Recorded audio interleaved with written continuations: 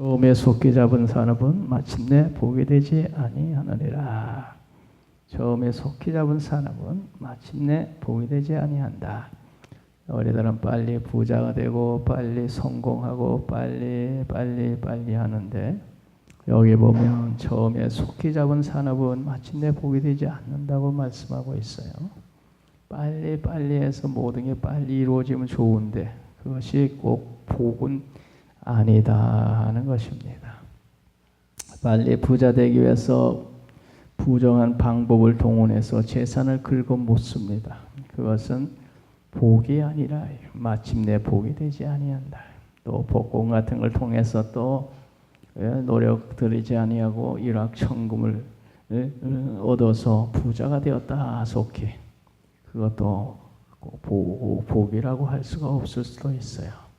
복권 때문에 망한 사람도 많이 있다 그래요. 타락하고 망하고 이혼하고, 또 부모의 유산을 받아서 노력 하나 하지 않고 또 갑자기 부자도 될 수 있을 거예요. 그것도 꼭 복이라고 할 수가 없다. 자기가 노력 하나 들이지 않고 재산을 부모로부터 얻으니 공짜로 받아가지고 기한 줄 모르고 허랑방탕하고 타락해가지고, 우리는 그런 뉴스를 가끔 들을 수가 있습니다. 꼭 그것이 복이 되는 것만은 아니구나. 부정으로 재물을 모았다면 하나님의 심판이 따를 것입니다. 쉽게 얻은 재물은 또 쉽게 흥청망청 쓰게 될 것입니다. 그러므로 속히 잡은 산업은 마침내 복이 되지 아니하느니라. 꼭 빨리 되는 것만이 성공이 아니다. 빨리 성공하고 빨리 부자 되어서 빨리 남보다 앞서서 좋다 그랬는데 그게 꼭 복은 아니더라. 우리 여사에 그런 것도 있죠. 검사가 돼가지고 남들보다 속히 승진해가지고 빨리 올라갔는데 그만에 그게 부정에 걸려가지고 감옥에 가 있는 사람도 있어. 남들보다 빨리 출세하고 빨리 승진하고 빨리 된 건 좋아한데, 그러다가 교만이 나가지고 부정에 걸려가지고 지금 감옥에 가 있는 사람도 있어. 그러니까 급한 것만이 좋은 게 아니고 늦더라도 하나님의 뜻을 따라서 정도로 갈 때 그때 복이 될 줄 믿습니다. 무조건 빨리 속히 뭐가 되기를 바라지 말고 정도로 하나님이 원하신 길로 갈 때, 그런 인생을 살 때 우리의 인생은 복된 인생이 될 줄로 믿습니다. 22절 읽습니다. 너는 악을 갖겠다 말하지 말고 여호와를 기다리라. 그가 너를 구원하시리라. 우리들이 어려움을 당할 때 우리들 보복하고 싶은 그런 심령이 있을 겁니다. 그때 손수 안 갚음할 생각하지 마라. 여호와께서 해결해 주신다. 그런 말씀이에요. 구약에 보면은 이 눈은 눈으로 이는 이로 갚으라. 그런 동해 보복법이 있어요.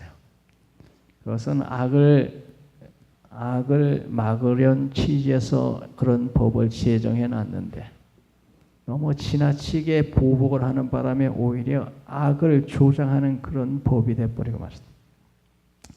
그런데 오늘 본문 말씀에 보면은 악을 갖겠다 하지 말라 그랬죠. 악을 갖겠다. 여호와를 기다리라. 그가 너를 구원하시리라.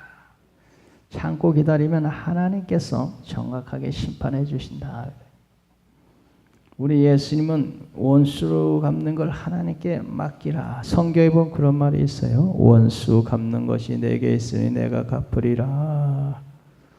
내 원수가 줄이거든 먹이고 목마르건 마시게 하라. 그리함으로 내가 숯불을 그물에 쌓아 놓으리라. 악에게 지지 말고 손으로 악을 이겨라.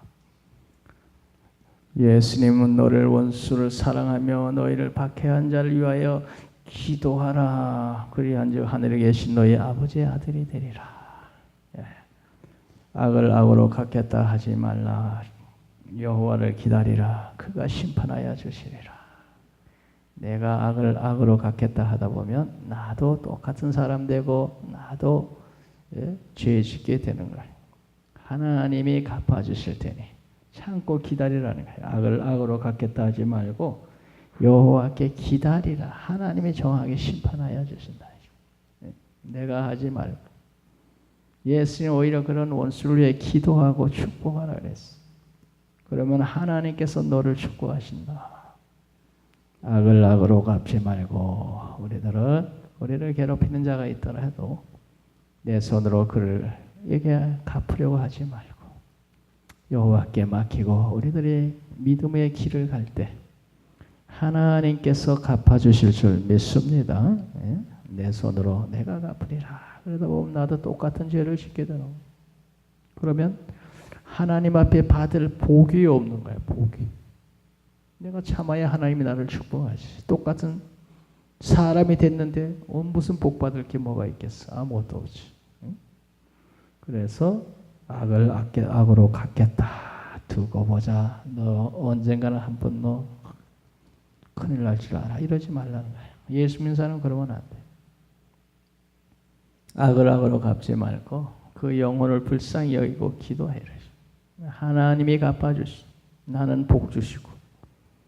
할렐루야. 자, 우리 23절 다 같이 읽습니다. 한결같이 아는 저울 주는 여호와께서 미워하시는 것이요 속이는 저울은 좋지 못하느니라. 한결같이 아는 똑같아야 되는데 같지를 않아.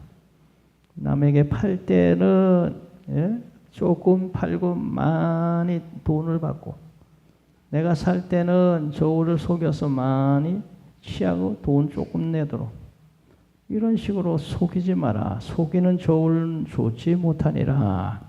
하나님은 진실하신 하나님이에요. 공동 번역에 보면은 야훼께서는 두 가지 저울추를 쓰는 것을 역겨워하신다. 저울론을 속이는 것은 옳지 않으니라. 하나님이 역겨워하신다. 남을 속이고 부당 이득을 취하고 거짓말하고 그거는 마귀 사탄의 짓이에요. 마귀는 처음부터 거짓말쟁이요 거짓말쟁이 아비라 그랬어요. 아담 하와를 속여서 선악과를 따먹으면 하나님처럼 된다. 거짓말하고 속이는 건 마귀 짓이요. 그건 복받을 짓이 전혀 아니에요. 하나님은 진실하신 하나님이기 때문에 이런 속이고 거짓 행위를 하는 사람은 하나님이 미워하셔. 잠언 6장 6절에 하나님이 미워하는 것 67가지가 있는데 거짓된 혀와 거짓을 말하는 망령된 증인과 거짓이란 말이 두 번이나 나와. 하나님이 복받고 살려면 거짓 행동하면은 전혀 하나님 복받을 수 없는 사람. 하나님 미워하는 것 67가지가 있는데 그 중에 거짓된 혀와 거짓말하는 망령된 증인과 이렇단 말이죠. 하나님 미워하는 것이 거짓말, 거짓된 행동을 하는 것이니까 하나님 축복받고 살 사람은 절대로 거짓말하고 속이고 그런 짓 하면 안 돼요. 하나님 복을 그런 사람은 절대로 받을 수 없어요. 하나님 앞에서 진실되게 주의 말씀 순종한 믿음으로 나갈 때 우리 하나님의 축복하실 줄 믿습니다. 24절 우리 다 같이 읽읍시다. 사람의 걸음은 여호와로 말미암나니 사람이 어찌 자기의 길을 알 수 있으랴. 사람의 걸음은 주님으로 말미암은 것이니 어찌 사람이 자기 길을 알 수 있으랴. 나의 가는 길을 오직 그가 아시나니. 우리는 우리가 가는 길을 우리 자신이 몰라요. 누가 아느냐? 하나님이 아신다. 사람의 걸음은 여호와로 말미암나니 사람이 어찌 자기의 길을 알 수 있으랴. 내일 일을 알 수 없다 그래요. 우리의 가는 길을 우리가 알 수 있어. 이 길이 옳은 길인지 멸망. 지금 바로 하고 있는 거지. 그러므로 하나님께 맡기고 우리는 주의 말씀 순종하여 믿음으로 바로 살아야 될 줄로 믿습니다. 나의 가는 길을 나도 모르잖아. 내일 일을 알 수 없는데요. 누가 합니까? 하나님. 하나님께 우리의 걸음을 맡기고 우리는 믿음으로 하루하루 바로 살다 보면 하나님께서 우리를 푸른 초장으로 실만한 물가로 복되게 인도하여 주실 줄 믿습니다. 오직 그만이 우리의 걸음을 하십니다. 하나님께 우리의 걸음을 맡기고 우리는 주님 말씀 순종하며 바로 살 때 하나님은 우리를 복되게 이끌어 주실 줄로 믿습니다. 25절을 우리 다 같이 읽읍시다. 함부로 이 물건을 거룩하다 하여 서로 원하고 그 후에 살피면 그것이 그 사람에게 덫이 되느니라. 성급하게 하나님 앞에 경솔하게 이 헌물을 바치겠다 이렇게 소원해 놓고 뒤에 보니까 생각해 보니까 아까운 생각이 든 거야. 아이고 내가 왜 그런 짓을 했지? 하면서 그 마음이 변해서 처음에 소원한 대로 행동을 못하는 하나님 앞에 거짓 맹세하는 것이 돼버린단 말이죠. 그럼 그게 올가미가 되느니라, 덫이 되느니라 이렇게 시험이 된단 말이죠. 그렇게 쉽게 함부로 하나님 앞에 약속하고 지키지 못하면 그것이 덫이 되고 올가미가 되고 시험거리가 된다. 곰곰이 생각해 보니까 아이고 내가 지나쳤구나, 생각이 짧았구나, 왜 그랬지? 부흥회 때 들떠가지고 내가 집을 바치겠습니다. 근데 나중에 집에 와서 생각해 부흥회 끝나고 생각을 해보니 아이 내가 너무했네. 왜 그렇게 지나치게 그런 약속을 했을까? 아유, 도무지 못하겠다. 이러면 죄가 된단 말이에요. 응? 그런 사람도 많이 있을 거예요. 아나니아와 사피라라고 하는 사람들은 남들이 하나님 앞에 땅을 팔고 집을 팔고 헌물을 할 때 자기도 덩달아 땅을 팔아가지고 하나님께 바치려고 하는데 아까운 생각이 들어서 반만 가지고 와서 내가 땅을 팔아가지고 하나님께 바칩니다. 다 바친다는 식으로 이야기를 하는 바람에 하나님의 진노를 사서 아나니아 사피라 부부가 다 죽어버렸습니다. 땅을 안 판 사람은 안 죽었는데 땅을 하나님께 바치겠다고 한 아나니아 사피라는 땅 바치고 하나님의 진노 사고. 왜? 처음에 하나님 앞에 약속한 걸 지키지 못하고 거짓말한 것이 돼버린 바람에 하나님의 진노를 하죠. 지키지 못할 약속은 하지 말아야지. 그래서 하시는 말씀이에요. 함부로 이 물건을 거룩하다 하여 소원하고 구에 살피면 그것이 그 사람에게 덫이 되느니라. 그래서 함부로 약속하지 말아야지. 그런데 약속한 것을 하나님 앞에 힘을 다해서 지키기만 하면 그러면 하나님이 축복하시는 줄로 믿습니다. 지나치게 돌아보니까 지나치게 약속한 건 맞는데 그래도 하나님께 약속했으니 지켜야지. 힘을 다하여 그 약속을 지키면 하나님께서 기뻐 받으시고 그 사람을 축복하실 줄 믿습니다. 어떻게 할 수 있느냐? 구약에 보면 한나라고 하는 여인은 하나님 앞에 간절히 기도해서 아들 주시면 하나님께 바치겠습니다. 그래서 하나님의 그 기도를 들으시고 10년 만에 아들을 줬으니 얼마나 귀한 아들입니까? 그런데 그 아들의 젖을 떼고 저 시골에서 서울에 있는 하나님의 종이가 바치고 시골로 내려갔습니다. 그러니 오랜만에 얻은 아들을 얼마나 보고 싶겠어. 그럼에도 불구하고 하나님께 갔다 저 서울에다 하나님의 종에다 바치고 저 시골에 내려가서 아들 보고 싶어서 얼마나 마음이 그랬겠어요. 하나님께서 약속을 지키는 한나를 보시고 그 후에 세 아들과 두 딸을 더 주셔서 세 아들과 두 딸을 더 주셔서 사무엘을 하나님께 바친 후에 세 아들과 두 딸 기도를 하고 정신이 없어. 정신이.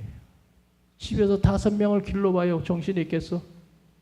하나님의 종에 갖다 바친 사무엘은 생각할 겨를도 없어. 집에서 5놈이 뒤뛰고 난리치고 법석을 치는데 뭐 사무엘 생각할 겨를이 없어. 하나님 앞에 약속을 지키니 5배를 받았구나. 하나님 앞에 약속을 하고 지키기만 하면 5배의 축복이 있구나. 그런데 약속을 하고 아나니아 사피라처럼 지키지 못하면 화가 있구나. 우리들이 하나님 앞에 약속한 것은 반드시 지켜야 될 줄로 믿습니다. 그래서 경솔히 소원하지 말고 소원한 것은 지켜라. 그러면 하나님이 축복하신다. 26절 다 같이 읽습니다. 지혜로운 왕은 악인들을 지키지라며 타작하는 바퀴를 그들 위에 굴리느니라. 지혜로운 왕은 악인들을 지키지라며 한 것은 지혜로운 왕은 악한 사람들을 정확히 구별하고 판단해서 그런 사람들을 심판한다. 지혜로운 왕은 악인들을 정확하게 가려내서 심판함으로 나라를 안정시킨다 그런 거예요. 타작하는 바퀴를 그들 위에 굴리느니라. 악인들을 정확하게 구별하고 심판하셔서 엄하게 다스린다. 타작하는 바퀴를 그들에게 굴린다는 것은 엄하게 악인들을 구별해내서 심판을 하셔서 나라를 질서를 잡고 바로 안정을 시킨다 그런 거예요. 악인들. 지혜로운 왕은 악인을 잘 구별하고 분별하고 가려내서 그것이 안 될 때 나라가 혼란이 돼요. 저놈은 죄 많이 졌는데도 아무 일 없이 떵떵거리고 잘만 살고 나는 조그만 죄를 졌는데도 감옥에 보내가지고 이렇게 살고 그러니까 감옥에 있는 사람들이 불평이 많다고 그래요. 진짜 도둑놈들은 저 밖에 다 있고 우리는 재수가 없어서 붙잡혀 왔다. 이런 식으로 하니까 회개를 안 하는 거야. 회개를. 올해는 조그만 죄 졌는데도 감옥 오고 진짜 큰 도둑놈들은 저 밖에서 활개치고 사는데 억울해서 못 살겠다. 오히려 회개는커녕 마음의 원함만 품고 나온다. 그래 나와가지고 더 큰 죄를 짓는 거야. 그런데 지혜로운 왕은 잘못을 가려서 정하게 심판함으로 나라를 안정을 시킨다 이거죠. 지혜로운 왕은. 만왕의 왕이신 예수님은 마지막 날 심판날에 정확하게 시시비비를 가려서 정확하게 공의로 심판하실 것입니다. 그리고 타작하는 바퀴를 그에 굴리듯이 영영이 꺼지지 않는 불에 던져서 형벌을 받게 하시는 공의의 하나님이시다. 오늘 우리들은 예수 그리스도를 믿고 허물과 죄의 사함을 받고 그런 심판을 면하게 되었으니 감사하며 주의 말씀 순종하며 바로 사십시다. 27절 다 같이 읽습니다. 사람의 영혼은 여호와의 등불이라 사람의 깊은 속을 살피느니라. 사람의 속에는 영혼이라는 것이 있습니다. 영혼. 그 영혼이라는 것은 여호와의 등불이라 하나님하고 서로 통하는 그런 속성을 가지고 있다. 하나님은 신령하시죠. 신령하신 하나님 우리 속에 있는 신령한 영하고 서로 교통하고 통하시죠. 야훼께서는 사람의 영혼을 지켜보시고 사람의 마음을 속속소리 들여보신다. 공동번역은 그렇게 했어. 우리의 속 깊은 것까지 등불을 비치고 훤히 들어보시는 예수님이다. 등불. 사람의 영혼은 그 사람의 등불이라 사람의 깊은 속을 살피느니라.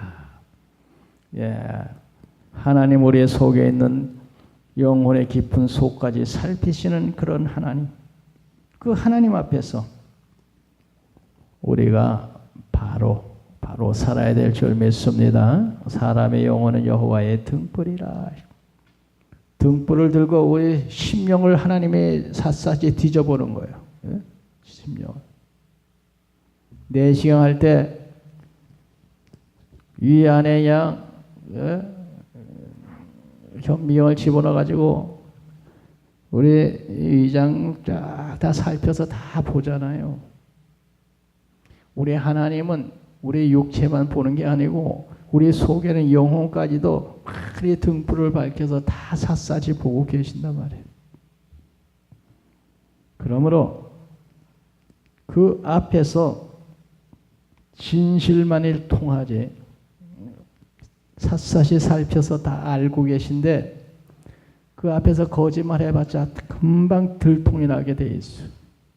하나님 앞에서 잘못한 건 잘못했다고 빨리 시인하고 회개하는 게 제일 좋아. 왜? 등불을 켜서 우리 속 심령 깊숙이까지 다 살펴보고 계시니까 하나님 앞에 속일 수가 없는 거라.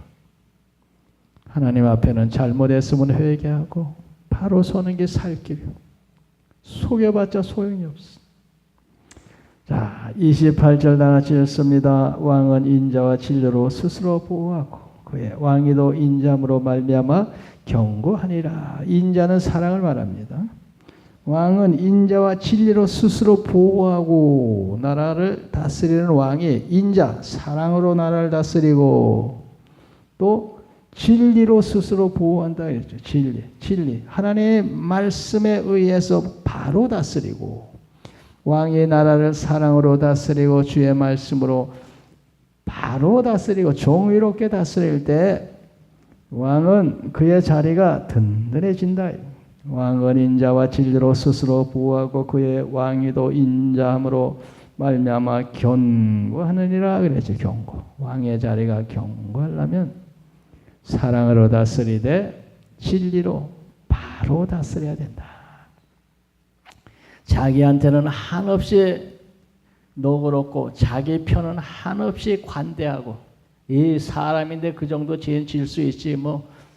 그런데 다른 사람에게한테는 아주 샅샅이 다 표현해가지고 이런 죄 졌지 저런 죄 졌지 그래가지고 남한테는 엄격하게 가혹하게 대하고 자기는 그 정도 죄는 사람이면 질 수 있는 거지. 이렇게 되면 나라가 혼란에 빠진단 말이에요. 혼란에. 이렇게 되면 어떤 사람은 양복 한 벌 입은 것까지 얻어 입은 까지는 뇌물 받았다고 죄에 다 써가지고 지금 감옥 보내고 어떤 사람은 뇌물 100만 원, 200만 원 받았는데 뭐 그 정도야 받을 수 있는 거지. 아무 죄가 되지 않는다는 식으로 요새 신문에 났더라고. 그러니까 어떤 사람은 양복 한 번 얻어 입은까지 다 죄를 해가지고 뇌물 받았다 해가지고 양복 한 벌 입은 것도 죄로 했으면 나에게도 그렇게 엄격하게 대해야지. 자기 편은 뇌물을 받아서 다 드러났는데 뭐 그 정도는 죄가 안 됩니다. 아무렇지도 않다 그래. 그러면 이니 공의가 무너져서 나라가 어지러워지지. 그러니까 그런데 불만을 가지니까 왕은 인자와 진리로 사랑으로 또 공의로 바라 다스려야 된다. 그래야 왕 자리가 든든히 선다. 우리 인생도 그렇게 살아야 할 때 우리 인생이 든든한 인생이 돼요. 어떻게 살아야 되느냐? 사랑으로 살고 진리의 말씀 순종하며 살 때 우리 인생이 든든한 인생, 무너지지 않는 탄탄한 인생이 될 줄로 믿습니다. 29절 다 같이 읽읍시다. 젊은 자의 영화는 그의 힘이요 늙은 자의 아름다움은 백발이니라. 젊은 사람은 영화는 그의 힘이요. 젊은 사람 혈기왕성해서 힘이 넘치잖아요. 힘이 넘쳐가지고 뭐 박력 있게 일을 추진하고 뭐 활동력 있게 행동하고 하죠. 그럼 늙은 사람은 어떻습니까? 늙은 자의 아름다운 백발이니라. 뭐 세상을 오래 살다 보니까 경험이 많아서 심사숙고하고 지혜롭다 하는 겁니다. 지혜로워. 백발이라는 것은 인생을 오래 살아서 경험이 많아서 지혜로운 인생이다 그런 거예요. 젊은이는 힘이 넘치고 늙은이는 지혜가 넘친다. 오래오래 인생을 살다 보니까 경험에 의해서 여러 모양으로 사람이 지혜로워졌다. 그래서 힘이 넘치는 젊은이하고 지혜로워진 노인의 지혜하고 합치면 아주 좋겠죠. 그러면 아주 바람직한 인생의 길을 갈 수 있겠죠. 그래서 장단점은 다 있는 건데 그 장점들을 살려서 서로 조화를 이루고 활용을 하는 그런 지혜로운 사람이 되라 하는 것입니다. 지혜로운 사람. 그저 활동력이 넘쳐서 활동하는 것만 옳은 게 아니고 그러다 보면 지혜가 짧아서 실수하게 돼 있다는 거예요. 노인에는 백발이 되어서 지혜는 많은데 활동력이 적으니까 일이 되지를 않아. 그러면 그 둘을 서로 합치면은 아주 바람직한 일이 이루어지겠죠. 그러니까 장점을 잘 활용하고 좋아해서 그렇게 지혜로운 인생을 살 수 있어야 된다는 거죠. 나만 옳고 지혜롭고 그렇게 생각하지 말고 나에게 부족한 걸 저 상대방이 가지고 있을 수도 있으니까 그런 걸 잘 활용하는 지혜로운 인생을 살아라.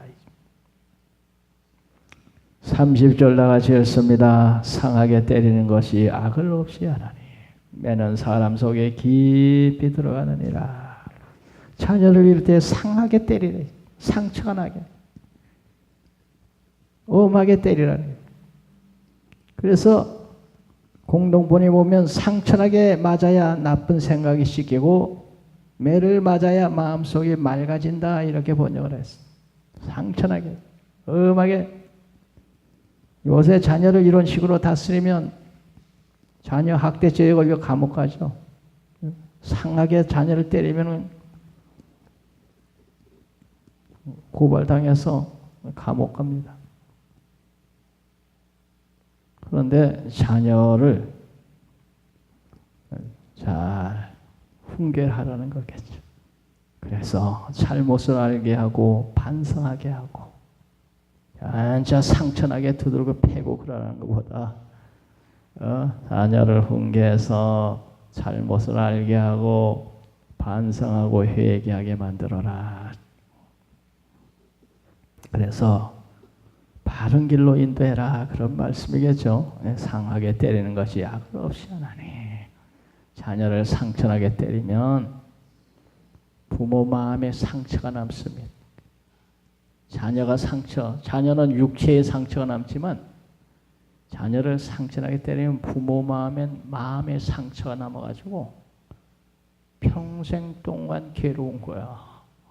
그러잖아요. 예? 그런 거 있습니까? 예. 그 우리 아이들에게도 그렇죠. 예. 우리 난 딸내미하고 우리 아들내미.